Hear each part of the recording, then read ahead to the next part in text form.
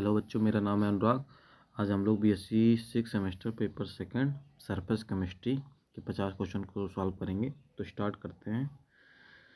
जो भाई हमारा सरफेस केमिस्ट्री है ना, उसमें हम लोग सॉर्प्शंस के बारे में पढ़ेंगे कि सॉर्प्शन क्या होता है, एडजॉर्प्शन क्या होता है, एब्जॉर्प्शन क्या होता है। तो सॉर्प्शंस का मतलब ये होता है कि मान लो कोई एक कंपोनेंट्स है, कोई दूसरा कंपोनेंट्स है, उन दोनों को अटैचमेंट किस तरीके से, means attachment of components.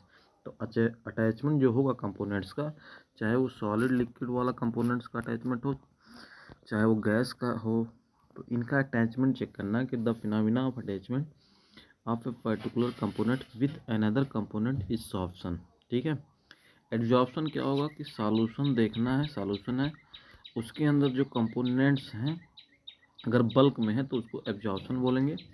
Adsorption किसको बोलेंगे, तो सॉल्यूशन है, ठीक है, सॉल्यूशन के अगर यहाँ पे रखा हुआ है तो उसको हम लोग बोलते हैं एडजॉर्प्शन। एडजॉर्प्शन का मतलब होता है the phenomena of excess of concentration of a particular components at the surface of another component than in the bulk is called adsorption. और इसी एडजॉर्प्शंस के बारे में हमको डिटेल स्टडी करना है, उसी के बारे में हमको पढ़ना है। तो उसी के एडजॉर्प्शंस के अराउंड में ही सारी सरफेस केमिस्ट्री है, उसी के बारे में हमको क्या करना है, डिटेल स्टडी करना है। ठीक है। और दूसरा चीज़ होता है एडजॉर्प्शन, जो होता है दो टाइप्स के होते हैं, उसको बोला जाता है एडजॉर्वेट और एडजॉर्वेंट। एडजॉर्वेट का मतलब ये होता है कि component which adsorb solid liquid gas. जैसे एग्जांपल है components which adsorb is called adsorbate बोला जाता है। एडजॉर्वेंट क्या होता है, तो compound on which adsorbate is adsorb जैसे solid liquid component on the surface of which adsorption take place. तो वो चीज़ ध्यान रखना है। ठीक है। एडजॉर्बेंट जैसे मान लो क्या है, CH2 डबल बॉन्ड CH2 है ना, तो H2 और निकिल के प्रेजेंस में रिएक्शन करवाओगे तो क्या बनेगा, CH3 सिंगल बॉन्ड CH3। तो इसमें क्या हो गया, निकिल जो हमारा क्या है वो catalytic surface on which hydrogen gas adsorb हो रहा है। ठीक है। और हम लोग adsorption of gas overall solid के लिए पढ़ते हैं। और ऐसे वाले जो एडजॉर्प्शन होंगे दो तरीके के होंगे, एक को बोला जाएगा फिजिकल एडजॉर्प्शन और दूसरे का बोला जाएगा केमिकल एडजॉर्प्शन। तो वही क्वेश्चन पूछा था कि which is the primary forces behind physical adsorption. तो दो तरीके का एडजॉर्प्शन होगा, एक को बोलते हैं फिजिकल एडजॉर्प्शन, दूसरे को बोला जाता है केमिकल एडजॉर्प्शन। जो हमारा फिजिकल एडजॉर्प्शन होता है उसके में क्या होता है, weak van der Waals force of attraction होता है। ठीक है। और इसीलिए weak van der Waals force attraction होने की वजह से हम लोग क्या कहते हैं कि ऐसे वाले जो हमारे होंगे वो क्या करेंगे, अगर भाई कहीं पे मोर वांडर वाल्स फोर्स है तो इजीली लिक्विफाई गैस करेगा। ठीक है। तो वो चीज़ ध्यान रखना है, जो हमारा फोर्स ऑफ अट्रैक्शन है फिजिकल एडजॉर्प्शन का वो weak van der Waals force of attraction है, लेकिन केमिकल एडजॉर्प्शन होता तो वो strong chemical force of attraction होता। तो ये चीज़ हम लोग क्या करेंगे, ध्यान रखेंगे, याद रखेंगे। तो क्या पूछा था, what is the primarily driving force behind physical adsorption. तो वो होता है क्या, वांडर वाल्स फोर्स। अभी वांडर वाल्स फोर्स के बारे में बताया था। ठीक है। Question number second, which of the following is true about chemical adsorption. तो जो हमारा केमिकल एडजॉर्प्शन होता है उसमें तो भाई strong chemical force of attraction होता है। ठीक है। और हाई हीट होती है। वो सारी चीज़ों को क्या करना है, ध्यान रखना है केमिकल एडजॉर्प्शन के अंदर। ठीक है। जो हमारा फिजिकल है और रिवर्जिबल होता है, लेकिन जो हमारा केमिकल है इरिवर्जिबल होता है। एनर्जी ऑफ एक्टिवेशन भी देख लेना है कि भाई फिजिकल में एक नो एक्टिवेशन एनर्जी रिक्वायर्ड होती है, लेकिन उसमें तो होती है ना केमिकल वाले में। और लेयर कैसा बनता है, स्पेसिफिक कैसी होती है, टेम्परेचर कैसा होता है, वो सारी चीज़ें हम लोग फिजिकल और केमिकल वाले में पढ़ते हैं। तो पूछा है कि following true about chemical absorption के लिए क्या चीज़ ट्रू है, तो ये it typically occurs at high temperature पे।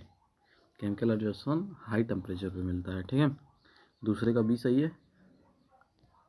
अच्छा क्या पूछा था,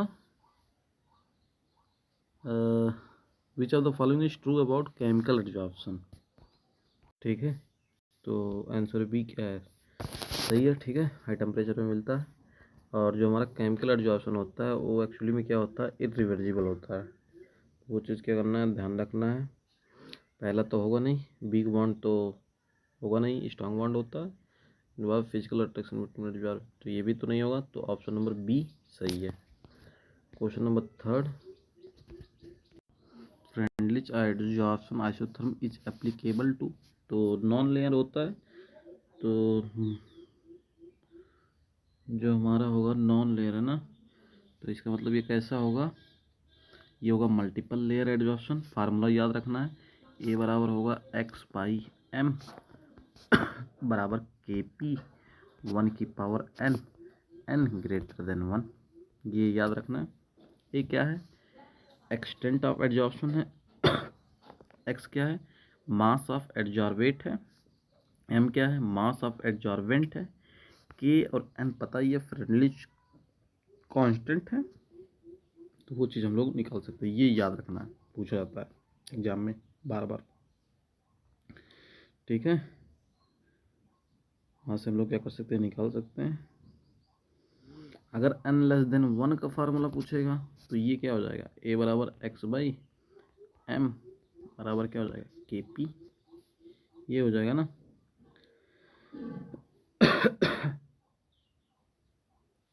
तो वो चीज़ ध्यान रखना, के पी की पावर क्या हो जाएगा, एन हो जाएगा ना, एन, ये हो जाएगा एन लेस देन 1 के लिए। तो ये दोनों फार्मूला क्या रखना है, तुमको ध्यान रखना है, याद रखना है।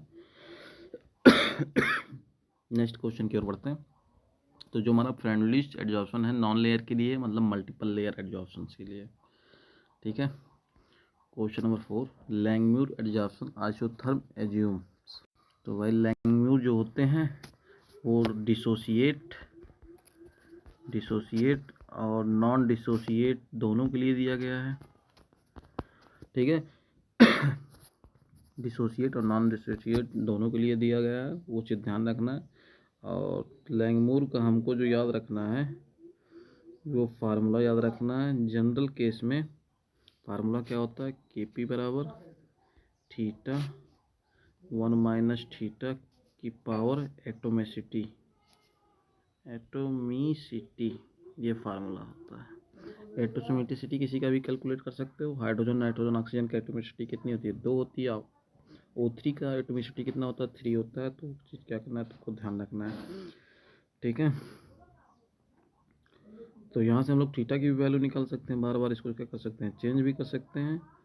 तो वो चीज़ तुमको क्या करना है, याद रखना कि भाई रेट ऑफ एडजॉर्प्शन जो होता है वैकेंट साइज के प्रोपोर्शनल में होता है।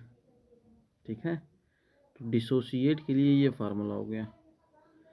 अगर नॉन डिसोसिएट पूछता भाई, लैंगम्यूर के अंदर ही नॉन डिसोसिएट भी तो हो सकता है, तो नॉन डिसोसिएट के लिए हम लोग फार्मूला जो यूज करते हैं वो क्या होता है, बस इसी की जगह पे क्या कर देना है, यहाँ पे एटोमिसिटी है, इसी एटोमिसिटी को क्या कर दो, हटा दो, तो क्या हो जाएगा, थीटा अपन 1 माइनस थीटा, एटोमिसिटी हट जाएगा, ये ऊपर जो लिखा हुआ है। तो ये तो नॉन डिसोसिएट के लिए है, ये तो डिसोसिएट के लिए है। ठीक है, तो वो चीज़ हमको क्या करना है, ध्यान रखना है। अब कैसे फार्मेशन होते हैं, मोनो लेयर का फार्मेशन होता है, फिजिकल एडसॉर्प्शन होता है। ठीक है, नेक्स्ट क्वेश्चन की ओर बढ़ते हैं। क्वेश्चन नंबर 5 क्या कह रहा है, the BET isotherm is use to analyse. ठीक है, अच्छा इसमें 4 वाले में क्या पूछा था, लैंगम्यूर के लिए कोई आंसर नहीं बताया था ना, क्या पूछा था, लैंगम्यूर एडजॉर्प्शन आइसोथर्म एज्यूम्स, तो मोनो कवरेज ऑफ एडजॉर्बेंट अभी बताया हूँ ना, मोनो लेयर। ठीक है, question number 5, the BET isotherm is use to analyse, तो किसके लिए एनालाइज होता है, मल्टीपल एडजॉर्प्शंस के लिए। और इसमें ये हमारा क्या है, फिजिकल एडजॉर्प्शंस भी होता है, इसमें एडजॉर्बेंट लिक्विड और एडजॉर्बेट गैस लेते हैं हम। ठीक है, multiple layer only in BET and mono layer in Langmuir and Freundlich, वो चीज़ ध्यान रखना है। ओके,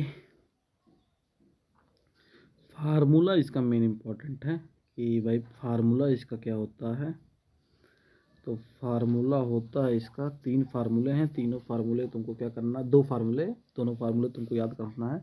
तो थीटा बराबर होता है 1 minus P by P not divided by 1 minus P by P not plus के पी, ये फार्मूला होता है।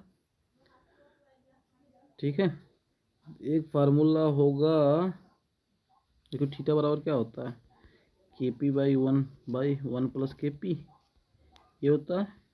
एक फार्मूला हो जाएगा थीटा बराबर के P by one minus P by P one minus P by P not, ठीक है, ऐसे प्लस के पी, ये होता है। तो ये बेट थ्योरम का फार्मूला है। बेट थ्योरम को ध्यान रखना है, बेटा आइसोथर्म को तुमको क्या रखना है, याद रखना है। ग्राफिंग चेक कर सकते हो, ग्राफिंग भी बना सकते हो, ठीक है। नेक्स्ट बढ़ते हैं आगे। तो क्या आंसर हो जाएगा, the BET isotherm is used analyse, भाई किसके लिए करते हैं, मल्टीपल लेयर के लिए करते हैं। तो पांचवे का एक है, ए सही है। नेक्स्ट है question number 6, Gibbs adsorption isotherm describe. तो क्या डिस्क्राइब करता है गिब्स, वो डिस्क्राइब करता है the change in surface tension with adsorbate concentration. Question number 7, heterogeneous catalyst involves, heterogeneous का मतलब क्या, डिफरेंट। तो आयरन मॉलिब्डेनम जैसे हेट्रोजीनियस कैटलिस्ट, तो catalyst and reactant in different phase, सातवें का पहला। Question number 8, which of the following statement is true about heterogeneous catalyst. Okay, तो वो होता है catalyst remain unchange at in end of the reaction. Question number 9, in Langmuir adsorption isotherm what does the parameter K present. तो भाई के क्या present करता है, वो करता है एडजॉर्प्शन इक्विलिब्रियम कांस्टेंट, बच्चे को पता है। Question number 10, Freundlich adsorption isotherm is applicable for, तो अभी बताया था किसके लिए, मल्टीपल लेयर के लिए एप्लीकेबल होता है, बताया हूँ, एडजॉर्प्शन ऑन हेट्रोजीनियस सरफेस। 10वें का इसमें से सी सही है, सी सही है, C. Question number 11, which types of adsorption is predominant at lower temperature and high pressure. तो वो होता है फिजिकल एडजॉर्प्शन। ओके, 11 का पहला सही है। Question number 12, the BET isotherm is often use to determine. तो बेट का सारा इक्वेशन ही याद रखना, बेट वाला, फ्रेंडलिच वाला, लैंगम्यूर वाला, तीनों याद रखना, ठीक है। तो 12वें का बी सही है, adsorption equilibrium constant. Question number 13, which of the following factor the adsorption capacity according to Freundlich adsorption isotherm. तो both surface area adsorbent and temperature, एकदम आसान है। Question number 14, gives adsorption isotherm is applicable to liquid gas interface के लिए। Question number 15, in Langmuir adsorption isotherm what does Q max represent. तो Q क्या represent कर रहा है, मोनो लेवल कवरेज कैपेसिटी को रिप्रेजेंट करता है।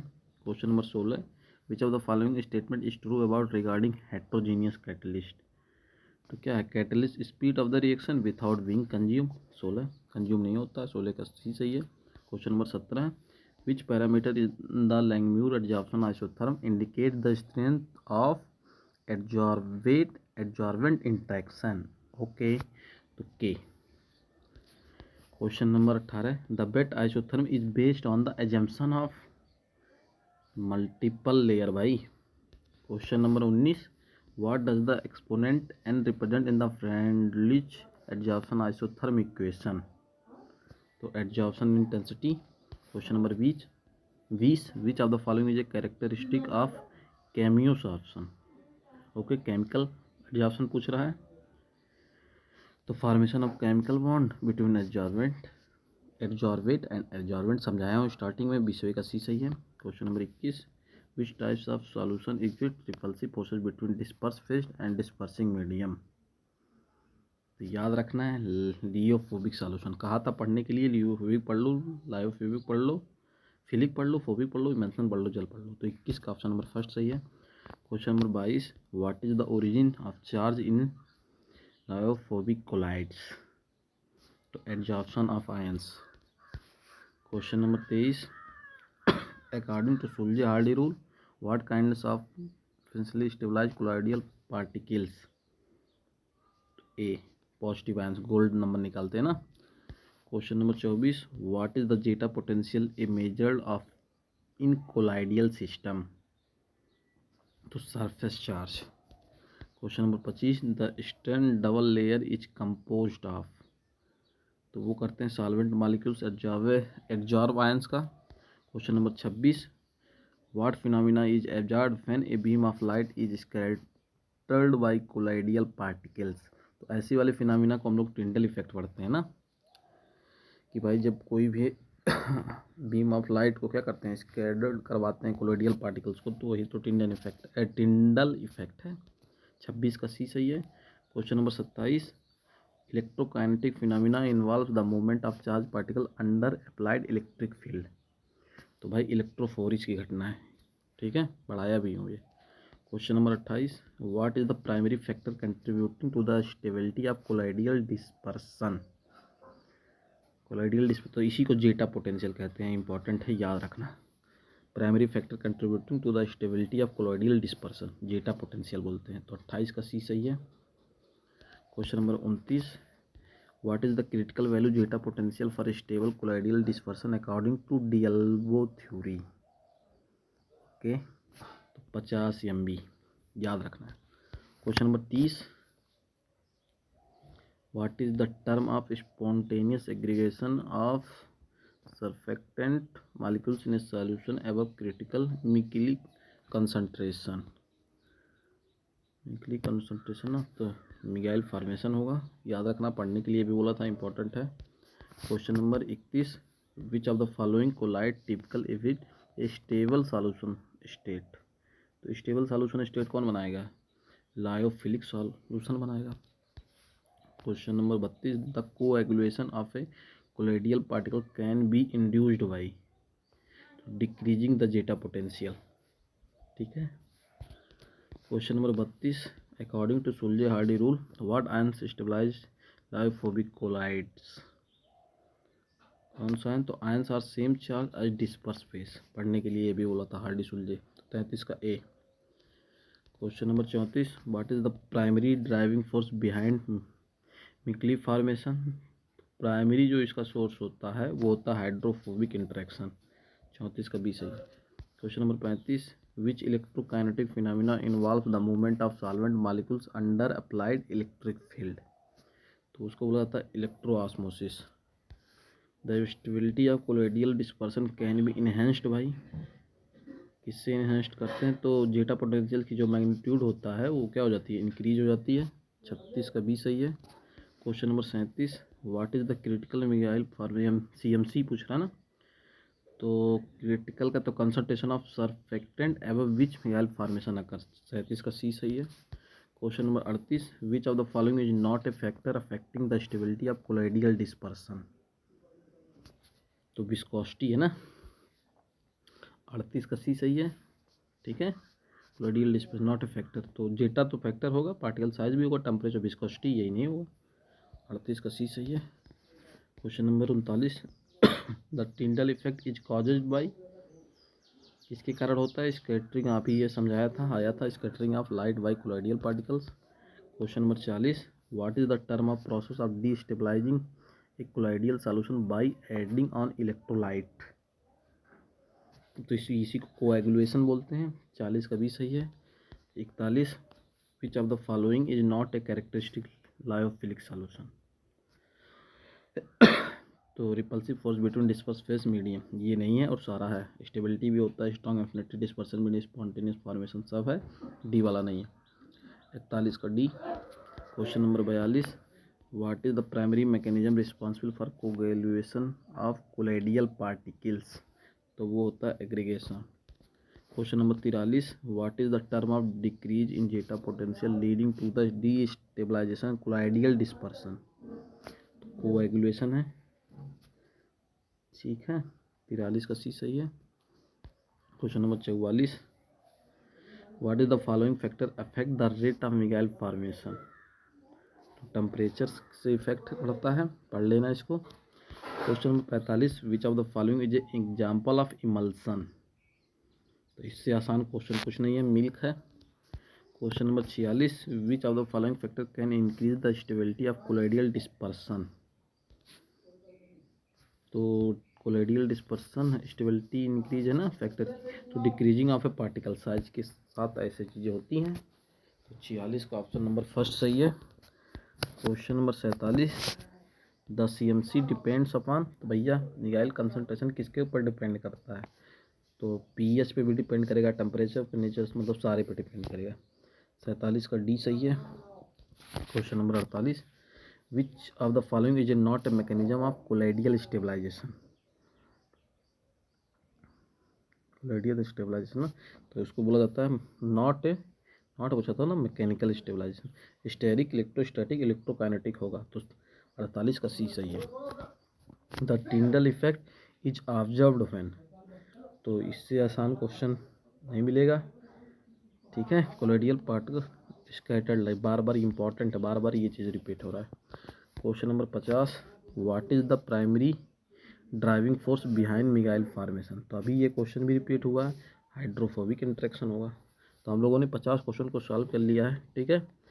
और इस वाले चैप्टर में हमको एक चीज़ और पढ़ना था, इक्वेशन सारा याद कर लेना, मिगाइल फॉर्मेशन, जेटा पोटेंशियल, एंट्रोपी कैसे रिलेट करते हैं, तो वो सारी चीज़ें क्या कर लेना, इस चैप्टर में पढ़ लेना, ठीक है। क्रिटिकल मिगाइल कंसंट्रेशन पढ़ लेना, उसके बारे में बताया हूँ कि भाई मिगाइल फॉर्मेशन कोलाइडियल पार्टिकल की हेल्प से कैसे बनाते हैं। सारे जो तीनों थ्योरी है, फेंडलिच, लैंगम्यूर और बेट, इन तीनों का इक्वेशन पढ़ लेना, इम्पॉर्टेंट है, एग्जाम में आएगा, ठीक है।